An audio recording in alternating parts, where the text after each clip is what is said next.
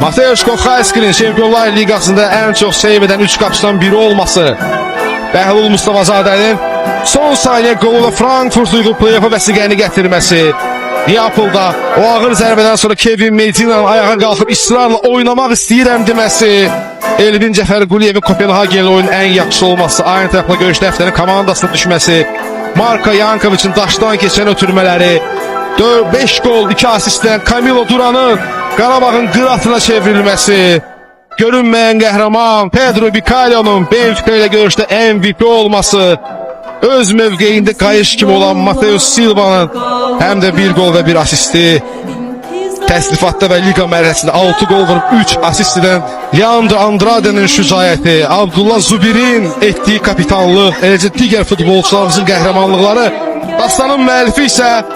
qar suyunu qaymağa çevirən seyirbaz böyük Azərbaycanlı Qurban Qurbanov oldu.